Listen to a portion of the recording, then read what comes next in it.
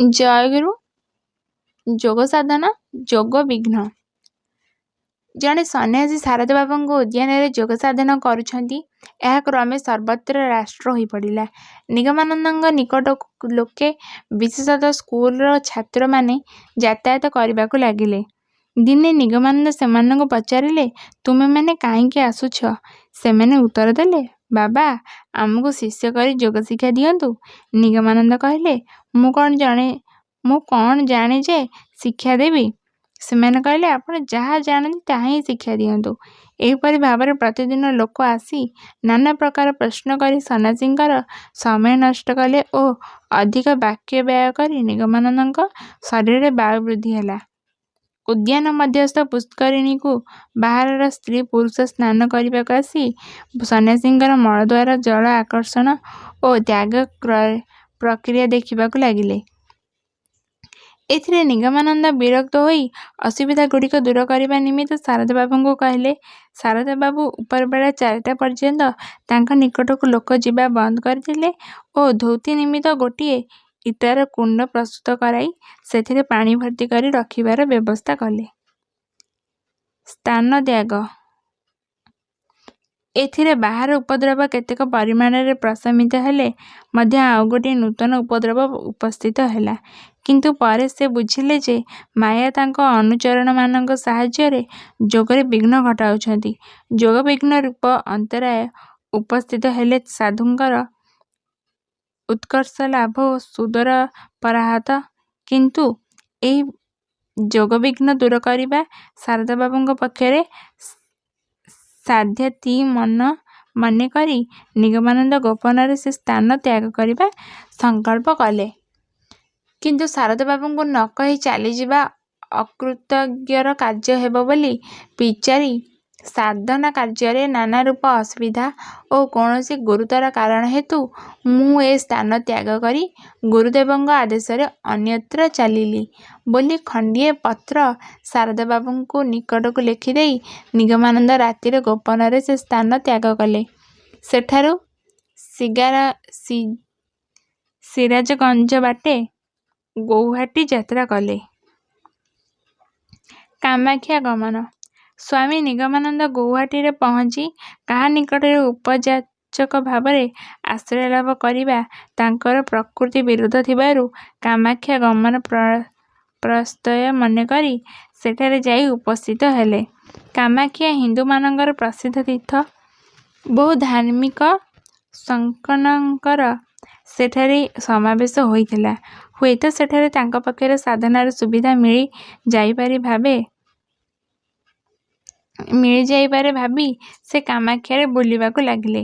କାମାକ୍ଷା ଯିବା ସମୟରେ ଗୌହାଟୀରେ ଦିନେ ପଥପାର୍ଶ୍ୱଗୃହସ୍ଥ ଜଣେ ଭଦ୍ରଲୋକ ତାଙ୍କୁ ଡାକି କହିଲେ, ଆହେ ସନ୍ନ୍ୟାସୀ ଠାକୁର, ଶୁଣ। ଆଧୁନିକ ଲୋକ ଯେପରି ବିଦ୍ରୂତ କରନ୍ତି, ଭଦ୍ରଲୋକଙ୍କର ସ୍ୱର ମଧ୍ୟ ସେହିପରି ଥିଲା। ସେଥିପ୍ରତି ଲକ୍ଷ୍ୟ ନ କରି ଭଦ୍ରଲୋକଟି ଯେଉଁଠାରେ ବସିଥିଲେ ସେଠାରେ ନିଗମାନନ୍ଦ ଉପସ୍ଥିତ ହେଲେ। ଭଦ୍ରଲୋକ ଜଣକ ନିଗମାନନ୍ଦଙ୍କୁ ବସିବାକୁ ନିର୍ଦ୍ଦେଶ ଦେଇ ପଚାରିଲେ, ସନ୍ନ୍ୟାସୀ ଠାକୁର କେଉଁଆଡ଼େ ଯାଉଛନ୍ତି? ନିଗମାନନ୍ଦ କାମାକ୍ଷା ଯାଉଛନ୍ତି ବୋଲି ଉତ୍ତର ଦେଲେ। ଭଦ୍ରଲୋକଟି କହିଲେ, କାମାକ୍ଷା ଯାଉଛନ୍ତି? କାଲି ଯିବେ, ଆଜି ଏଇଠାରେ ରହିଯାଆନ୍ତୁ। ଏଥିରେ ନିଗମାନନ୍ଦ ବିଶେଷ ଆପତ୍ତି ନ କରି ରହିବାକୁ ସମ୍ମତ ହେଲେ। ଗୃହସ୍ୱାମୀ ଜଣେ ଭୃତ୍ୟକୁ ଗୋଟିଏ କୋଠରୀ ପରିଷ୍କାର କରିବାକୁ କହି ସ୍ୱାମୀଜୀଙ୍କୁ ସେଠାରେ ରହିବା ନିମିତ୍ତ ନିର୍ଦ୍ଦେଶ ଦେଲେ। ତତ୍ପରେ ନିଗମାନନ୍ଦ ସ୍ନାନ କରି ଆସି ଗୀତା ପାଠ କରିବାକୁ ଲାଗିଲେ। ଗୃହସ୍ୱାମୀ କଚେରୀରୁ ଯିବା ସମୟରେ ସନ୍ନ୍ୟାସୀଙ୍କର ଆହାର ଦେଖି ଆହାର କରିବା ଓ ରହିବାର କିପରି ବ୍ୟବସ୍ଥା ହୋଇଅଛି ଦେଖିବା ପାଇଁ ସେହି କୋଠରୀରେ ପ୍ରବେଶ କରି ଦେଖିଲେ ଯେ ସନ୍ନ୍ୟାସୀ ଗୀତା ପାଠ କରୁଛନ୍ତି।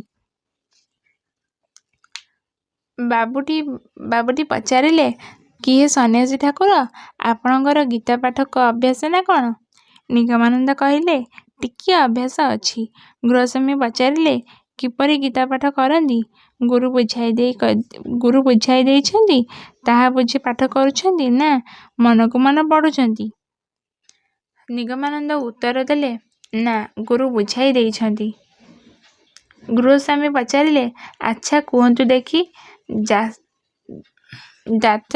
ଜାତସ୍ୟ ହି ଧ୍ରୁବ ମୃତ୍ୟୁଂ ଧ୍ରୁବ ଜନ୍ମ ମୃତ୍ୟୁ ତ ଏହାର ଅର୍ଥ କ'ଣ?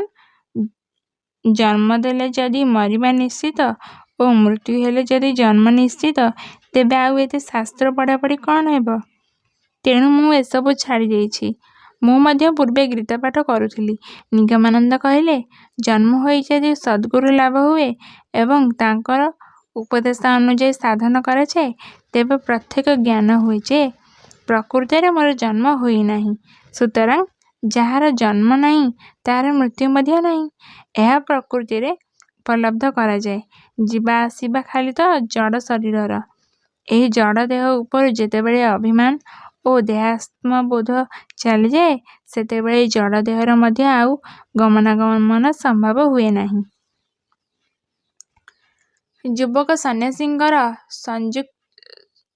ସୁଯୁକ୍ତିପୂର୍ଣ୍ଣ ଉତ୍ତର ଶୁଣି ଗୃହସ୍ୱାମୀ କହିଲେ, ବାଃ, ଅତି ସୁନ୍ଦର ମୀମାଂସା।